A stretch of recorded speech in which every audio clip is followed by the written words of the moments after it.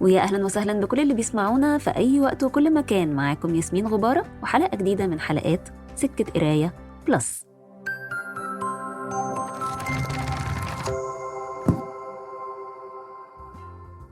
لسه مكملين كلامنا عن النوع من الكتب اللي الكاتب فيها بيتأمل مع القارئ تجارب ورحلة الآخرين في الحياة، ناس كان لهم أثر ما في حياة الكاتب وقف عند تجربتهم وقرر يكتب عنهم ويحكي لنا. قراءة النوع ده من الكتب ليها أكتر من متعة بالنسبة للقارئ. أولا أنت مش هتجيب كتاب إلا لو أنت بتحب أسلوب الكاتب بتاعه، فبالتالي ده مكسب إنك هتعيش في كلمات وأسلوب الكاتب اللي بتحبه. ثانيا هتقرب من الكاتب اللي بتحبه، هو صحيح بيكتب عن حياة آخرين لكنه بيكتب عن اللي عجبه واللي تأثر بيه في هؤلاء الآخرين، فبتعرف رأيه في حاجات كتيرة والطريقة اللي بيشوف بيها الناس والحياة، وبتعدي كمان على أجزاء من تجربته الخاصة ومواقف مر بيها مع الشخصيات اللي بيحكي عنها. ده غير إنك من خلال قراءة النوع ده من الكتب بتعرف تفاصيل وأبعاد عن الشخصيات المهمة قد يكون محدش حكاها قبل كده، وده هو اللي لقيته في كتاب أنيس منصور أعجبني هؤلاء. كتاب خفيف وبسيط، ومش سهل انك تلاقي كتاب خفيف ولكن مش ضعيف في الفكرة والاسلوب. اكتر ما يميز الكتاب بالنسبة لي هو انه متحرر من صفة غالبا بتبقى موجودة في معظم الكتب اللي بتتكلم عن مؤثرين في الحياة، وهي لغة التعظيم والتوقير اللي احيانا بتبقى فيها قدر كبير من المبالغة. لكن في كتاب أعجبني هؤلاء النقطة دي مش موجودة تماما. أنيس منصور بيحكي عن الشخصيات اللي هي مهمة جدا وكلنا بنحبها، لكن بحس فكاهي مندهش ومتحرر من المجاملات والتعظيم المبالغ فيه. هي مجرد سرد حر لتجربته ولقاءاته ومواقفه وشعوره تجاه شخصيات هي أيقونات في حياتنا، زي أم كلثوم، محمد عبد الوهاب، عبد الحليم حافظ، طه حسين، توفيق الحكيم، وطبعا عباس العقاد اللي كتب عنه أنيس منصور كتابه الشهير في صالون العقاد كانت لنا أيام. والحقيقة أني وقفت قدام كلام أنيس منصور في كتاب أعجبني هؤلاء عن العقاد بالتحديد، لأنه كلام مليان مشاعر مضطربة ومتناقضة، من تقديره للعقاد كأستاذ ومن ضيقه من هجوم العقاد لكل الرموز الكبيرة ومواقفه الحادة وأسلوبه المزعج في انتقاد الناس. قال مثلا في الكتاب إزاي أنه حاسس أنه ضيع وقت طويل من عمره في رحاب العقاد، وإن ده صرفه عن أنه يقرب أكتر من حد زي طه حسين اللي كان بيشوفه عكس العقاد عذب في أبوته وأستاذيته. وحكى إن إعجابه أساسا فيما يخص العقاد هو إعجاب وانبهار بفكره، لكن مش بأسلوبه اللي وصفه بأنه أسلوب خشن أو بأنه زي الحديد. أنيس منصور رغم أنه كتب عن شخصيات كبيرة ومهمة في الكتاب ده من غير تفخيم ولا تعظيم، لكنه برضه ما قللش منهم وهو بيحكي عنهم، لأنه كاتب عنهم بود وحب وتقدير للموهبة الكبيرة اللي جواهم، لكن ما فيش الهالة الكبيرة اللي بيحطها أي حد بيكتب عن رموز الأدب والفن. بيسرد مواقف طبيعية بشرية جدا، وده اللي عجبني في الكتاب، فيه شعور كده بالخفة والبساطة وانت بتنقل من صفحة للتانية. يمكن يكون أنيس منصور عرف يعمل كده عشان هو كان قريب منهم كلهم وكان بيعيش معاهم مواقف إنسانية عادية جدا ويحكيها في الكتاب بخفة دم ولذاذة وتأمل في نفس الوقت. يعني مثلا بيحكي عن موقف مع توفيق الحكيم وإزاي إنه أول مرة شافه بيفاصل في تمن مشمش بيشتريه من بائع في الطريق. فضل أنيس منصور يتفرج عليه من بعيد وهو بيفاصل، ولما اشترى المشمش فعلا وخلص كلمه أنيس منصور وسلم عليه وعرض عليه إنه يشيل عنه كيس المشمش ويوصله للبيت، وقال له إنه هو عارفه وعارف إنه هو الأستاذ توفيق الحكيم وإنه بيقدره وبيحب كتاباته. وكان توفيق الحكيم على حسب كلام أنيس منصور ما بيتكلمش كتير، لكن لما بيتكلم بيبقى له دايما عبارات تضحك. وفي آخر مشوار المشي بالمشمش وفي موقف كوميدي جدا بيعرض توفيق الحكيم على أنيس منصور إنه يبيع له المشمش بقرش زيادة عن المبلغ اللي اشتراه بيه، وأنيس منصور وافق طبعا على طول وأخذ المشمش واداله الفلوس. ومر بمفارقات أخرى مضحكة مع توفيق الحكيم لها علاقة بفكرة البخل، وبيحكي إنه لما اشتكى لطه حسين من المواقف دي ضحك طه حسين جدا وقال توفيق الحكيم مش بخيل، هو بس بيحب يضحك الناس ويسيب ذكرى كوميدية معاهم بالمواقف اللي زي دي، لكن في الحقيقة هو فقير وليس بخيل. وزي ما حكى أنيس منصور عن الأدباء الكبار دول، حكى كمان عن فنانين زي أم كلثوم، عبد الحليم، محمد عبد الوهاب، لكن ما قدرش يهرج خالص عند أم كلثوم، بالعكس عظم وفخم. ويمكن ده الفصل الوحيد اللي فيه نوع من الحفاوة بالموهبة، وحفاوة ما فيهاش أي مبالغة. الحقيقة كان باين جدا من كتابته عن أم كلثوم عظيم إحساسه بيها وامتنانه الكبير للفتة ظريفة عملتها معاه في بداية زواجه لما عزمته كهدية ليه والعروسته على حضور البروفا النهائية لأغنية أنت عمري في منزل أم كلثوم وفي وجود محمد عبد الوهاب اللي ملحن الأغنية. تستمتع بقى وانت بتقرأ كلام أنيس منصور وهو بيحكي عن سعادته المفرطة وانعدام إحساسه بالزمن وهو قاعد بيسمع بروفة خاصة فيها محمد عبد الوهاب وأم كلثوم بيغنوا ويراجعوا الأغنية مع بعض ويحطوا اللمسات الأخيرة على اللحن وطريقة أداء أم كلثوم للغنى، وإزاي إن كان في بينهم تفاهم وسلاسة، وكانت تسمع كلام محمد عبد الوهاب لما يحط ملاحظة وتقول له حاضر يا محمد، وكأنها تلميذة في مدرسته.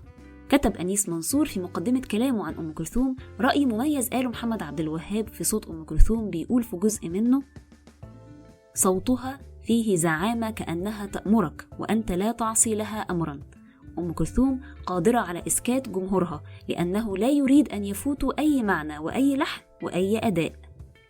كتاب أعجبني هؤلاء بيتكلم فيه أنيس منصور في الأساس عن شخصيات، لكنه كمان اتكلم عن أفكار زي فكرة العبقرية وعلاقتها بالجنون، وسرد تحت الفكرة دي مجموعة من الكتاب والشعراء المخضرمين الأجانب والعرب وعلاقتهم بجنون العبقرية ورأيهم فيه. النوع ده من الكتب بتقابل من خلاله شخصيات كتير غير شخصية الكاتب نفسه، فبتحس بقدر كبير من الونس في قراءته بزحمة كده وناس رايحة جاية في دماغك، وده على عكس الكتاب التاني اللي هنتكلم عنه النهاردة اللي ما بيتكلمش عن شخصيات كتير لكن بيتكلم عن شخصية واحدة، والشخصية دي هتاخدنا في حتة تانية خالص بعيدة عن كل حاجة اتكلمنا عنها قبل كده، لأن تأثير الشخصية دي ولا هو في الأدب ولا هو في الفن، تأثيرها في العلم. ويمكن اللي هيخلينا نتكلم عنها هو مش بس لأنها شخصية ليها تأثير المؤسسة، هو مؤثر ومؤسس وصانع وبسيط وعالم نبيل استخدم العلم في إعلاء قيمة الإنسانية، لا كمان اللي كتب عنه الكتاب هو أديب من طراز خاص لازم نقف عند أي حاجة يكتبها. هنتكلم عن كتاب اسمه السعادة في مكان آخر للكاتب محمد المخزنجي عن تجربة الدكتور محمد غنيم مؤسس مركز الكلى العالمي المشهور في المنصورة. كتاب السعادة في مكان آخر رغم أنه هو عرض لسيرة ورحلة كفاح دكتور محمد غنيم الطبية والإنسانية في مدينة المنصورة، إلا أنه ممتع أيضا في أنك تشوف وتقرأ مدى تأثر وانفعال المخزنجي العميق بنموذج الدكتور الغنيم. ويا سلام لما دكتور المخزنجي يتأثر وينفعل ويبتدي يكتب. اللي بيقرأ منكم للمخزنجي ومعجب بكتاباته عارف قد إيه لغته في الكتابة لوحدها حكاية، ولما كتب عن دكتور محمد غنيم أطلق عليه لقب الظاهرة الاستثنائية، الطبيب اللي بسببه تم إجراء أول عملية زراعة كلى في مصر والمنطقة العربية في مارس 1976. مش عارفة ابتدي الحكاية منين، هل ابتديها من عند الدكتور غنيم نفسه ولا من عند اللحظة اللي بدأ فيها يتكون مخزون من المشاعر ورغبة داخل الدكتور محمد المخزنجي لرصد ومعرفة ظاهرة استثنائية طبية زي دكتور محمد غنيم. والرغبة والتأثر ده بدأوا في محطة قطر المنصورة لما كان المخزنجي واقف في مكتب صديق ليه في مبنى موظفين المحطة اللي بيبص مباشرة على القطر القشاش اللي بيركبه معظم الفلاحين.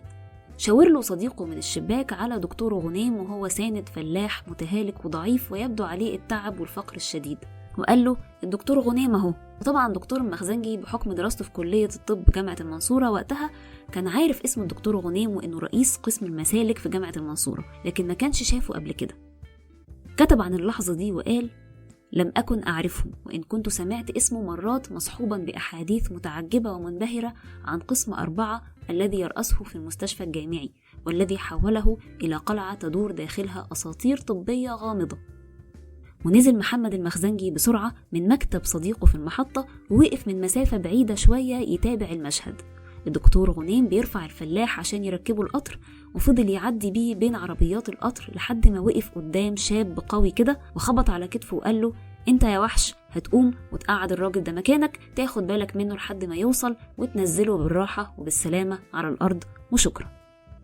واللي استغربوا المخزنجي أكتر من المشهد هو انصياع الشاب القوي ده تماما واستسلامه لدكتور غنيم دون أي تبرم أو اعتراض، وقام فعلا وقعد الراجل. واللذيذ ان دكتور غنيم حدف له بوسه في الهواء تقديرا منه على استجابته لمساعده الفلاح المريض اللي كان الدكتور غنيم عمل له عمليه واخده ووصله للمحطه وقطع له تذكره القطر وتاكد انه ركب وقاعد مرتاح. والمشهد ده كان بالنسبه للمخزنجي هو غايه في العذوبه والرقه والانسانيه، تستغرب انه يطلع من دكتور مخضرم وقوي ومحارب زي الدكتور غنيم. ومن اللحظه دي زي ما بيحكي الدكتور المخزنجي بدأ ولعه بهذه الشخصيه ودورها الانساني والطبي في الحياه. وفضل يتتبع ظاهرة الدكتور محمد غنيم ومركز الكلى المجاني اللي على أعلى مستوى طبي وإنساني بالمنصورة، وكتب موضوع كبير عن المركز في مجلة العربي اللي كان بيشتغل صحفي فيها. وشاف الدكتور غنيم الموضوع الصحفي وأعجب بطريقة كتابته، ودي كانت أول مرة يسمع فيها عن المخزنجي، ومن بعدها تعارفوا وأصبحوا أصدقاء. وبعد سنين طويلة طلع كتاب السعادة في مكان آخر. الكتاب بينقسم لجزئين، جزء عبارة عن سرد الدكتور غنيم نفسه لمحطات حياته من الطفولة مرورا بنبوغه في دراسته وسفره وتدربه في الخارج، ثم عودته وقصة بناية المركز بالمواقف المهمة اللي مر بيها عشان يبني الصرح العظيم ده، مرورا بدوره في ثورة يناير ووصولا إلى تقاعده عن رئاسة المركز، ولكن استمرار وجوده كطبيب بيعمل فيه، ومجهوده كمان في البحث العلمي اللي بيشوف إن هو دور مهم جدا للطبيب. في الجزء الأول من الكتاب اللي بعنوان الدكتور غنيم يحكي، استمتعت جدا بالحتة الخاصة بنشأته وطفولته. جميل إنك تعرف أسرة محمد غنيم، المنطقة اللي تربى فيها، أصوله، وإن جده كان عميد لمدرسة الطب البيطري، ووالده كان أستاذ في كلية الزراعة في جامعة الملك فؤاد، وهو اللي أنشأ قسم تغذية الحيوان في الجامعة بعد ما رجع من بعثة دراسية في ألمانيا. كان راجع بأفكار رائدة في المجال ده اتحاربت في البداية ثم أثبتت فعاليتها وتم استخدامها، فتحس إن سلسال العلم والتطوير موجود في العيلة من زمان. لكن بالنسبة للجزء الإنساني والنبل الموجود في دكتور غنيم، فبيرجع ده لعوامل كتير، منها تأثره بوالده اللي كان عنده ميول اشتراكية، وكمان تأثره بخاله الراجل الطيب البسيط اللي كان مختلف عن باقي العيلة، اتأثر قوي بطيبته وتواضعه وحنانه عليهم. ومن النقط الفارقة في حياة دكتور غنيم التعليمية هي إنه من كتر نبوغه في المدرسة، أحد المدرسين نصح والده إنه يخلي محمد غنيم ينط سنة في الدراسة، وإن مستواه يسمح بإنه يطلع السنة دي. فرح الأب جدا وخد بنصيحة المدرس. الخطوة دي شافها دكتور غنيم بعد كده غير موفقة، لأنها سببت له حرج وسط زمايله اللي كانوا أكبر منه حجما وعمرا، وهو كان شكله وسطهم صغير، فكان محل سخرية ومضايقات. لكن ده خلاه عايز يتميز وسطهم أكتر ويثبت نفسه، وكان دافع ليه إنه يركز بشكل زيادة جدا في الدراسة ويجيب مجموع كبير يدخله كلية الطب. طبعا من أكتر المراحل اللي أرضت فضولي جدا بالنسبة لتجربة دكتور غنيم هي المرحلة اللي حكى فيها تفاصيل بناء مركز الكلى وكل المعارك والتوفيق الإلهي والخير الكتير المحيط بتجربة بناء مركز الكلى في المنصورة.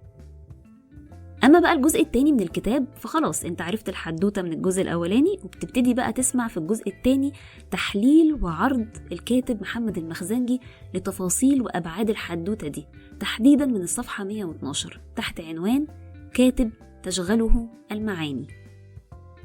بيعتمد المخزنجي في الجزء ده على إنه ياخد القارئ في رحلة تأمل للمفارقات الكتير الموجودة في اختيارات دكتور غنيم في الحياة. عناوين الفصول في الجزء الثاني من الكتاب بتوضح طريقة العرض المتأمل اللي قدمه المخزنجي لظاهرة الدكتور غنيم. عناوين زي مثلا هل تعرف هذا الرجل؟ حلول مدهشة لمعادلات صعبة، مصري جدا وعالمي بارتياح، وغيرها من العناوين. والحكاية اللي سمعناها من الدكتور غنيم في الجزء الأول من الكتاب هنسمعها بتفاصيل وحواشي مختلفة تماما من المخزنجي، لأن الدكتور غنيم معروف عنه، انت حتى لما تسمع أي لقاء من لقاءاته في الإعلام عمرك ما هتعرف تاخد منه تفاصيل أو كلام عن الظروف اللي مر بيها أو عمق التجربة، فلسفته، المعاني السامية اللي ورا اللي بيعمله. هو مش بيحسسك إنه بيعمل حاجة أصلا، هو ما بيتكلمش عن الإنجاز إلا بعد ما يتم تماما، ويتحدث عنه دايما باسم فريق العمل، سواء في تأسيس مركز الكلى الرئيسي في المنصورة أو المركز التابع ليه في قرية منية سمنود، واللي قال عنه إنه قطعة من ألمانيا من حيث نوع الرعاية الطبية والإنسانية وجودة وأسلوب العمل والأجهزة الموجودة فيه. لكن أكتر جانب كنت فعلا متلهفة إني أعرفه عن دكتور غنيم من خلال رؤية المخزنجي هو جانب حياته الشخصية، أسرته، زوجته، أولاده أحمد وسهى اللي ملهمش أي علاقة بالطب، لكن ليهم علاقة كبيرة بالمثال والنموذج الإنساني محمد غنيم، اللي زي ما قلنا صعب تحصل منه على إجابات مريحة ليك كقارئ عن الجوانب الداخلية لروحه والدوافع والمشاعر والجوانب الشخصية الخاصة بثقافته وحبه للموسيقى، وإنه سميع له مزاج معين في السمع، حبه للرياضة وإزاي إنها بتخليه يجدد نشاطه بعد يوم عمل طويل ويحس إن هو لسه قادر يدي ودماغه مصحصح، غرامه وحبه في الغردقة وبحرها والغطس للاستمتاع برؤية العالم اللي تحت البحر، ودور زوجته الإنجليزية في حياته اللي وصفها المخزنجي بمنتهى العذوبة والأدب وقال انتابني شعور أن هذه السيدة التي يفترض أنها إنجليزية ليست إلا واحدة من المصريات الأمهات والشقيقات. وصف وجودها بأنه وجودا طيبا وخجولا في بساطة آسرة. ولما سأل دكتور غنيم عن سبب زواجه من أجنبية، رغم أن عائلات مصرية كبيرة في وقت شبابه كانت تتمنى أنه يناسبهم، لكن دكتور غنيم جاوب ببساطة واقتضاب بليغ بأنه وقت ما كان في إنجلترا حس أن ده وقت هو مستعد فيه للزواج. ولما قابل زوجته ضمن فريق الطبي اللي كان بيشتغل معاه لفتت نظره وحس فيها بصفات محببة ليه خلوه يعرض عليها الزواج. وربط المخزنجي دور الزوجة في حياة الدكتور غنيم وبين دور سوزان الزوجة الأجنبية أيضا لعميد الأدب العربي طه حسين. ربط بينهم بوجه تشابه بأن الاتنين أوروبيات صاحبات وجود هادئ مقترن برجل عاصف، لكن الاختلاف كان في أن زوجة الدكتور غنيم زي ما قال لم تظهر كسيدة صالونات ولا ترفعت في موقعها كزوجة رجل مهم، بل صارت زوجة مصرية من الطبقة الوسطى تذهب إلى السوق لتشتري بنفسها احتياجات المنزل وتجهد في تحويل هذا المنزل البسيط إلى واحد هدوء للرجل الذي اختارها واختارته. وفي المنزل الأنيق البسيط في المنصورة اللي رفض دكتور غنيم ينقل منه أو يغيره طول حياته، زاروا المخزنجي وسألوا عن الجانب المادي في حياته. قال له إن زمايله وتلاميذه عايشين في رفاهية، بيوت كبيرة، عندهم عربيات، أرصدة في البنوك، فليه هو اختار إنه يعيش حياة الأسرة المتوسطة في حين إنه كان ممكن يعيش حياة فيها قدر كبير من الرفاهية من غير ما يعمل أي حاجة غلط أو يخالف أي قانون أو أخلاق، هو بس هيتكسب من شغله ومن علمه بشكل أكبر ومتاح وطبيعي. وكان لسه هيكمل كلامه لكن دكتور غنيم قاطع كلامه وقال له وليه كل ده؟ احنا عايشين كويس، بناكل كويس ونلبس كويس وبنتفسح ونسافر والبيت كويس. قسم المخزنجي إجابة الدكتور غنيم لجانبين، جانب خاص بفلسفة غنيم في الحياة واللي واضحة جدا من إجابته وإن هو شخص زي ما وصفه لا يرى البذخ سوى أثقال، وإنه عايش بفكرة لا حرمان ولا تزيد من الأشياء. بالعكس ده ممكن يكون حسب تحليل المخزنجي بيحس بالإشفاق تجاه من يكتنز أشياء بدون ضرورة. وفي الجانب التاني من تفسير المخزنجي لإجابة غنيم عن الدخل المادي بيحكي إزاي إن هو رفض تماما على مر السنين فتح عيادة خاصة جنب عمله في الجامعة، وده أيضا بسبب قناعة علمية وطبية معاه من بداية شغله وترسخت عنده أكتر لما اشتغل في أوروبا، وهي إن طبيب الجامعة ما عندوش وقت للشغل الخاص لأن مطالب وظيفته بتشمل علاج المرضى والبحث العلمي وكمان وظيفته التعليمية والتدريبية للأطباء، فبالتالي ده كله هيحتاج منه وقت وتركيز وجهد ما يقدرش يعمله لو عنده عمل خارجي خاص بيه. لكن في نفس الوقت ما كانش بيلوم أي حد اتجه للعمل الخاص أبدا، لكنه كان شايف بصفة عامة إن تفرغ أعضاء هيئة التدريس مهم لتقدم العلم والجامعات في مصر، وحاول يقترح أكتر من مشروع يساعد الأساتذة الجامعيين على هذا التفرغ. وبشكل خاص بيحكي دكتور غنيم إنه عمره ما ندم على قرار إنه ما يبقاش عنده شغل خاص، وشايف إن المسار اللي مشيت عليه حياته كان مناسب تماما ومتماشي مع طبيعة دخله وعمله، وإن ده قرار متسق مع شخصيته وقناعاته.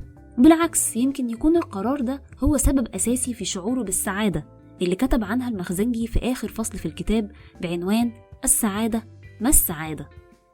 بيوصل في الفصل ده المخزنجي لنوع من الاستنتاج اللي ربط فيه أيضا بين طه حسين والدكتور غنيم في تفكيرهم عن السعادة، وحكى عن إن لما سألت سوزان زوجها طه حسين عن فكرة السعادة قال لها إننا لا نحيا لنكون سعداء.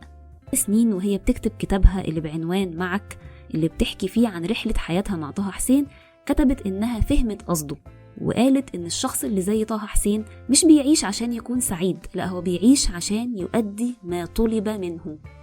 وهي نفس الإجابة اللي قالها دكتور غنيم بشكل بسيط وتلقائي أكتر، مفهوش بقى العمق الأدبي بتاع الكتاب ده، لكنها نفس الإجابة ونفس المعنى لما راح يساعد الجرحى في غزة متطوعا في العدوان الإسرائيلي اللي حصل سنة 2008-2009.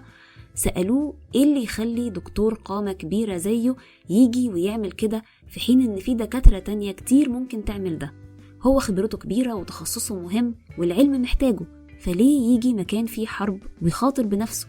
لكنه جاوب ببساطة شديدة لازم نعمل المطلوب. وواضح إن في نوع خاص من السعادة والسلام النفسي في فكرة إن الواحد يكون دايما عينه على الدور المطلوب منه، ويمشي معاه منين ما يوديه ويعمله. وبكده مستمعينا نكون وصلنا لآخر كلامنا في حلقة النهاردة عن الكتابة عن الآخرين من خلال كتابين أعجبني هؤلاء لأنيس منصور والسعادة في مكان آخر لدكتور غنيم ودكتور محمد المخزنجي. أتمنى تكون الحلقة عجبتكم. كانت معاكم ياسمين غبارة، ونتقابل على خير الحلقة الجاية في سكة قراية بلس.